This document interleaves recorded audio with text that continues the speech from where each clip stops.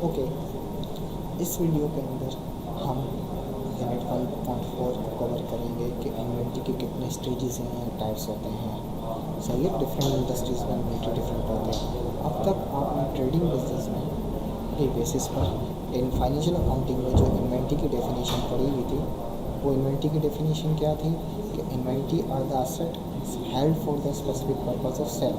ख़ास तौर पे सेल के purpose, goods for sale purpose, यानी अगर मैं ये लिखना चाहूँ गुड्स फॉर सेल पर्पस, के बेचने की नीयत से जो भी सामान खरीदा था वो आप इन्वेंट्री कहते थे। लेकिन ये डेफिनेशन ट्रेडिंग बिजनेस के लिए लिमिटेड है, यानी अगर आप बाइंग एंड सेलिंग कर रहे हैं तो उस बिज़नेस के लिए तो अप्लीकेबल है।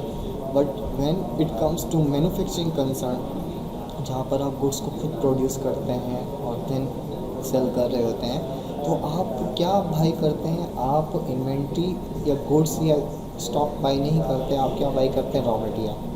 सही है, तो रॉ मटेरियल जो कि आपने प्रोसेस करने के लिए बाई किया इनकम्प्लीट। अब अगर मैं एग्जांपल की बेसिस पे बात करूं, सही है, तो रॉ मटेरियल डिफरेंट हो सकता है। फॉर एग्जांपल अगर हम कोई शर्ट मैन्युफैक्चर, टेक्सटाइल इंडस्ट्री की बात करते हैं, टेक्सटाइल इंडस्ट्री के अंदर शर्ट मैन्युफैक्चर करने के लिए जितना भी कपड़ा यूज़ हो रहा है या धागा यूज़ हो रहा है वो किस क्लासिफिकेशन में आएगा? मटेरियल के तौर पे आ रहा होगा।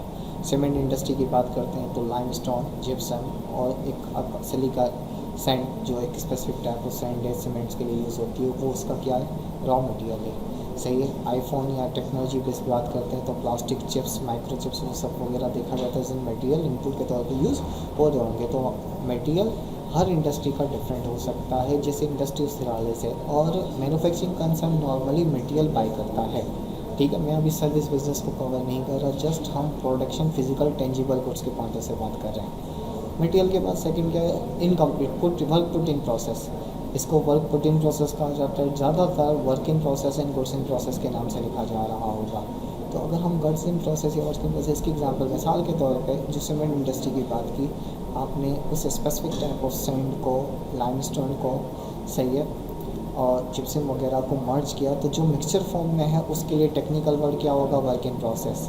सही है, टेक्सटाइल इंडस्ट्री के अंदर आपने कपड़ा इनपुट के तौर पे यूज़ कर लिया एज एन मटेरियल, लेकिन कपड़े की कटिंग हो चुकी है लेकिन स्टिचिंग होना बाकी है, सिलाई प्रॉपरली नहीं हुई, फाइनलाइज फिनिश गुड्स के अंदर आपने गुड्स प्रिपेयर नहीं की, तो जो इनकम्प्लीट गुड्स होंगे उसके लिए हम क्या वर्ड यूज़ कर रहे होते हैं? Working process. सिमिलरली जब गुड्स रेडी हो जाती हैं, वेयर हाउस में सेलेबल कंडीशन तक पहुंच जाती हैं, तो हम कहाँ पर पहुंच जाते हैं? फिनिश गुड्स की तरफ आ जाते हैं।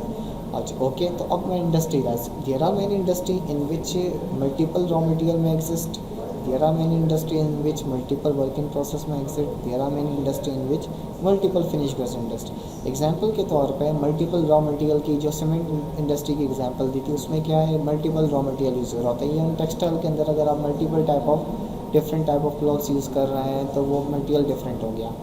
ठीक है, अच्छा, इसी तरीके से अगर मैं शुगर वर्क इन प्रोसेस की मल्टीपल टाइप्स की एग्जांपल किया, यानी प्रोसेस ज़रूरी नहीं है कोई एक हो, मल्टीपल स्टेजेस भी हो सकते हैं। और मल्टीपल स्टेजेस से मुराद क्या? सपोज़ करें शुगर इंडस्ट्री के अंदर आपने sugar cane as an material input use कर लिया, शुगर कैन, अब उसकी कटिंग हो चुकी है, तो कटिंग स्टेज 1 यानी वर्क इन प्रोसेस 1 की बात करेंगे। कटिंग हो गई, क्रशिंग हो गई, लिक्विड फॉर्म में आ गया, वर्क इन प्रोसेस 2 की बात हो गई। यानी पहले रॉ मटेरियल ए या रॉ मटेरियल बी या रॉ मटेरियल सी एग्जिस्ट कर सकता है, वो इंडस्ट्री बेसिस वो उनके अपने खुद के नाम होंगे। तो इसी तरीके से cutting, crushing, work in process से लिक्विड फॉर्म में मौजूद है, सही है, देन फाइनल फिनिश फॉर्म में मौजूद है, केमिकल मिक्सचर फॉर्म में मौजूद है। तो work in process 1 2 of course उन प्रोसेस का इंडस्ट्री स्पेसिफिक नाम होगा, हर इंडस्ट्री में अपने नाम यूज़ किए जा रहे होंगे।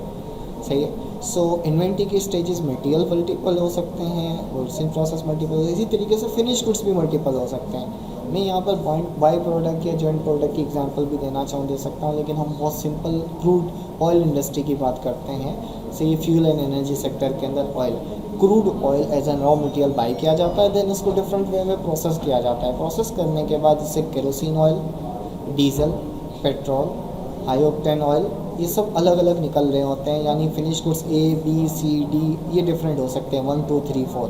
तो इसका मतलब फिनिश गुड्स भी मल्टीपल हो सकती हैं, वर्क इन प्रोसेस भी मल्टीपल हो सकते हैं, रॉ मटेरियल भी मल्टीपल हो सकते हैं।